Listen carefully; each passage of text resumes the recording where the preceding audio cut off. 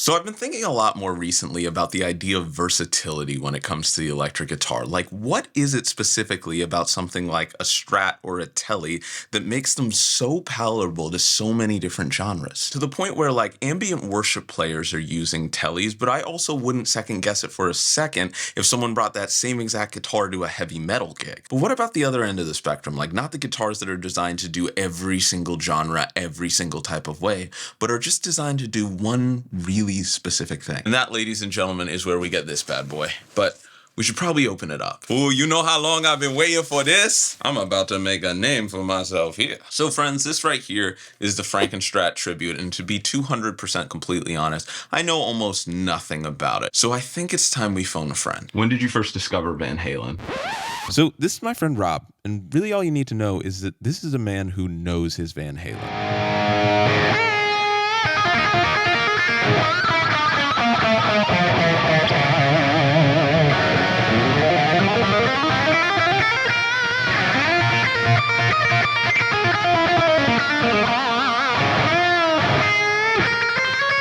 When did you first discover Van Halen? Way back in the day. The story of my dad taking out my Creed CD and putting in Van, he's like, let me play you some real music. And he put in Van Halen, and I was probably 14 or 15, because Eddie's why I wanted to play guitar. Like, I still remember, like, sitting in the car, looking at my dad as he pulled out the 1984 album cover, which has the angel smoking a cigarette on it. I'm like, what is this? And then you hear Hot for Teacher come on, so I'm like, what is this? And I just remember saying, that's Eddie Van Halen, boy. And I'm like, wow, like what even is this? He's like, it's just Eddie. So when did you first play an EVH guitar?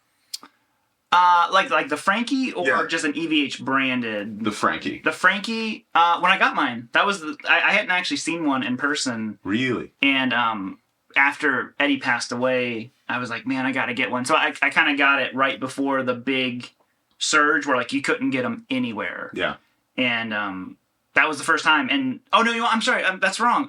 Me and my buddy Michael Nilsson played them at NAMM that year before. I think that's when they came out. Really? Because we played them and we were both like, oh, the neck on the Frankie is completely different from the normal EVH. Like, it's wider and flatter, and it's awesome. I mean, like, the neck on the Frankie is totally different from the other EVHs. Who do you think inspired Eddie on the guitar? Well, I mean, Eddie talked a lot about Clapton, and there's all kinds of guys. I mean, but Eddie played piano first, so which makes sense about, like, the way he approached chords and all that kind of stuff is very, like, piano-esque with the tapping and all that kind of stuff. So, I mean, he always lists, like, say, Clapton and Billy Gibbons and kind of the classic guys. But what's the best way to get Eddie's tone? I mean, if you want to go, like, all analog and kind of like Eddie, just get a 100-watt plexi style Marshall and get a Variac and just dime. I mean, I got this newer Marshall whenever, for some reason, they were all, like, super marked down at Sweetwater a while ago, and that was a return or something, so I got it. I mean, it really does sound like there's something in Eddie's tone. There's this bite that you get to the strings, and it's got to be a cranked Marshall if you want that early Eddie tone. It sounds different. Because I was reading about, or I've been learning about recently, a lot of the guys from the early days. Like, I was doing a Keith Richards video the other day, and, like, a lot of those guys who, like, we think of the 60s and, like, Hendrix and all the Gilmore guys who were, like, on the front lines of, like, the pedal revolution. Yeah. But on the other end, you have guys, like, I assume Eddie wasn't using a whole ton of pedals. No, I mean, it was a cranked Marshall. He had his phase, script phase, and there wasn't a lot of, like, distortion pedals and like that. I mean, are there any modern guitar players that you listen to where you're like, you just instantly hear Eddie's influence? I mean, I hear it in guys like Doug Rappaport. I mean, it depends on, I guess, what you mean by modern. Yeah. Like of the last 20 years, or... Yeah, probably the last 20 years. Yeah, I mean, like, I hear, like, Doug Rappaport, who is phenomenal, and you hear a lot of Eddie in his playing, and, I mean, obviously, going back further, like, Dimebag had tons of Eddie. Like, once you really get into Eddie's stuff, then you see it when you learn other people's stuff. Like, learn a Pantera solo, and there is so much Eddie-isms inside of Dime's playing. So. Yeah. Is it the neck? What do you think it is about this guitar that makes it so special? I I mean, if you're a massive EVH fan, it's just kind of cool to have the stuff, because there's so many little things as you learn and read about Eddie.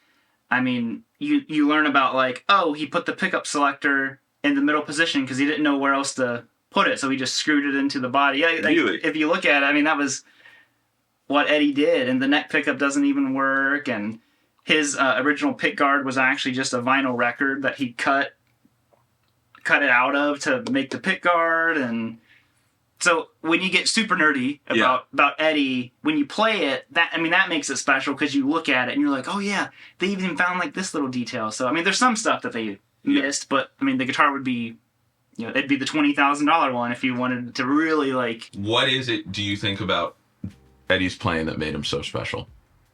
He just sounded like him.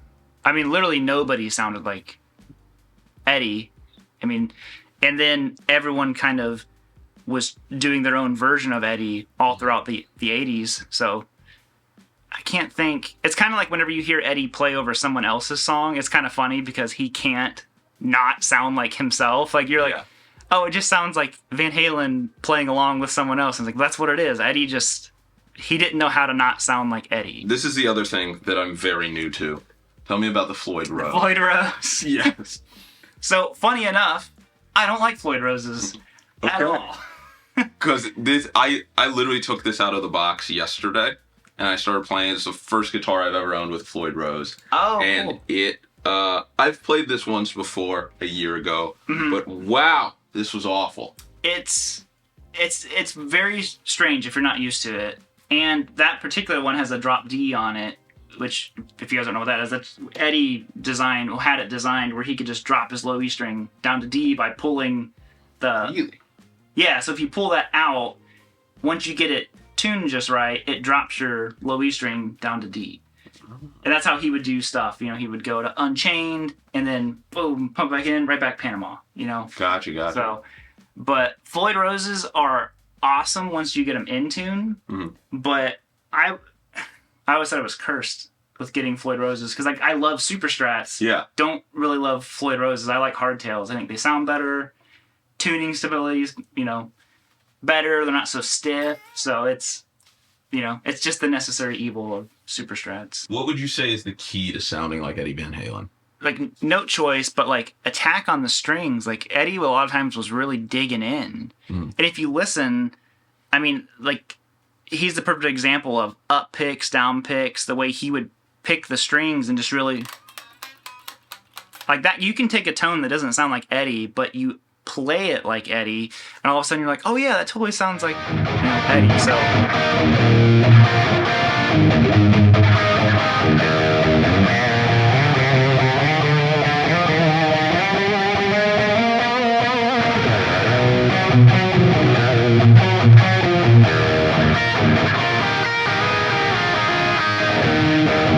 to me, that is the Superstrat. Like, the Superstrats didn't exist before Eddie. Like, he's the guy.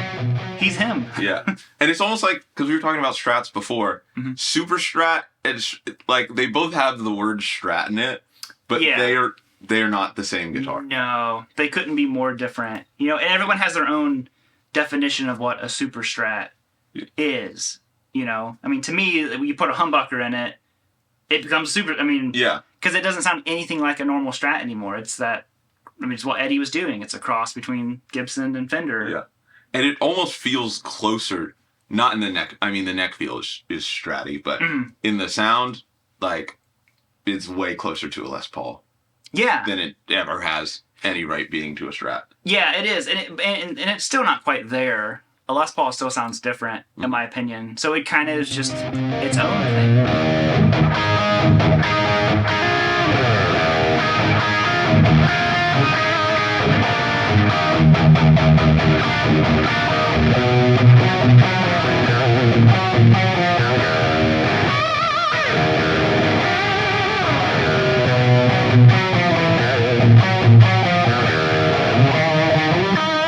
Is there a key with the volume knob, or with it being Van Halen and him just being 10 all the time? Do you just keep it? Do you just keep it at 10 all the time? What's funny, Eddie was super dynamic with the way that he played, and he would roll it down.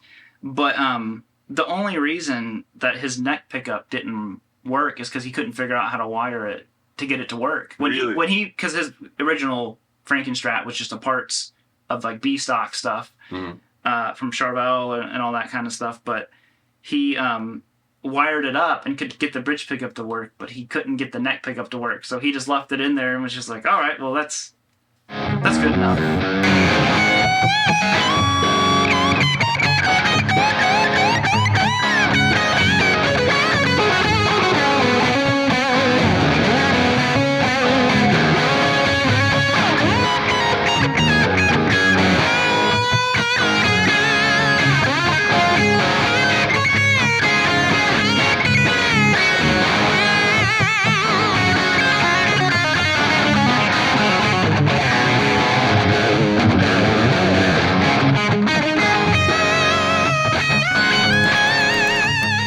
So at the end of the day, what did we learn? And I think the important thing of note is that I just got a really cool introduction into the world of like Van Halen, and not just necessarily his guitar or what I thought would be like figuring out why people like Floyd Roses or what they even are, but like the stories behind the individual choices that this man made behind probably one of the most iconic guitars ever made. It's really cool to me to learn about all those whys when it comes to like the dummy single coil or not having the pickup selector, especially from someone like Rob who really knows what they're talking about when it comes to this stuff. And overall, I think it just really makes me look to the future and start to ask the question, like, is this where I start becoming a Van Halen fan? But I don't think it matters who I'm a fan of. It matters who you are. So please let me know in the comments. Are you a Van Halen fan? Do you like the Frankenstrat? Do you like the other EVH guitars? Which one is your favorite? Please let me know. Anyways, thank you so much for watching this video. I've been wanting to do a little bit more like traveling outside of this space and going, maybe doing some more documentary style stuff, since I love filmmaking and I love guitars, and I've been wanting to combine the two. And also thank you so much to Rob, one of the nicest guys and also one of the best guitar players I've met in my entire life. And just hearing his perspective as being like an actual Van Halen fan talking to me, someone who knows absolutely nothing. And on another note, if you want to know anything more about this Frankenstrat right here, I got it from the homies at Sweetwater. The links are in the description. Make sure to check it out. It's one of the best ways to support the channel if that's something you want to do, or if you're just curious about any of the other gear I used in this video or any other video, make sure to check out those links. Also, thank you so much to all my patrons. There's some extra exclusive stuff. The entire interview with Rob is on there if you want to join the community. Like and subscribe if you had a good time, and most importantly, like most important of all, have a fantastic day. I haven't played this guitar in forever.